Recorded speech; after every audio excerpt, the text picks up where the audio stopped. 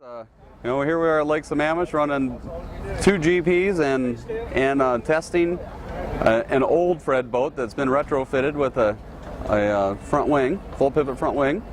And it's kind of hard to tell here at Lake Sammamish. Kind of a small course, about a 1-mile course. So you're just starting to get going. It's time to turn. So I think we were doing laps in like 33 seconds. So it was really hard to determine if this is the answer for us or not. The thing is this boat has hardly any races on it. It's in relatively like new condition. The boat we ran last year was that one's been rode hard, and it's still fast, and it still handles good, but there's a lot of work to do to it. It came back from Doha and it needs to be desalted, and so now we got to make a decision. Do we go right away with this one and go back east and take our chances, or go with an absolute known? Up until this point, we didn't really have a viable backup boat. The one we ran today seemed to handle good. It did what a race boat should do. It's just we never got probably much over 160, so that's when those aerodynamics really start coming into play. Well, I think it brings the driver a lot more back into it.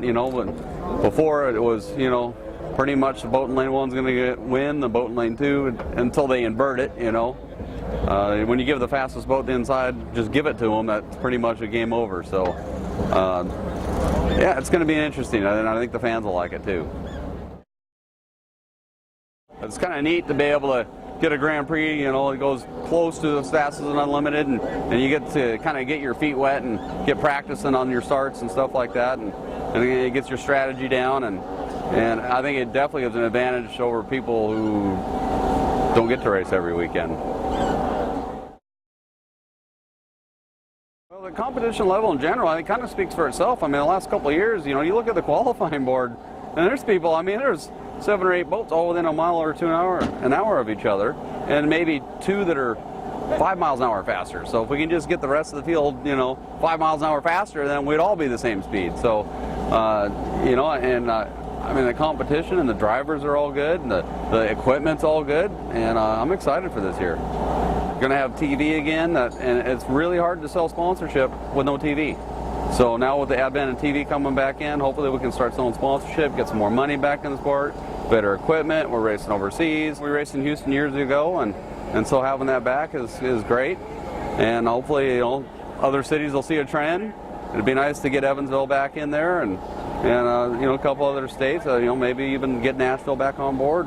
And when on my rookie season, there was 11 events, and I think there was a little bit more money in it. There was better sponsors, and there was a little bit of TV, and there was more boats. So, that's what it's going to take, is an infusion of money, basically, to make it worthwhile for people to come out and go racing.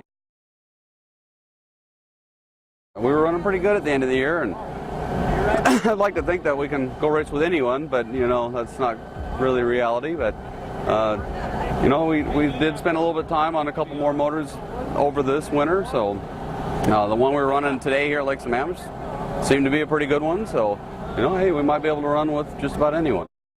It's on, Dave. Well, Dave and I had some great racing, back when, Fred stuff, back when I first started driving for Fred, the equipment was there, the crew was there, we had Pico backing us, it was the best of the very best, and Dave and I had some pretty good races back then, and I'd like to get back up there up front with them and mix it up a little bit.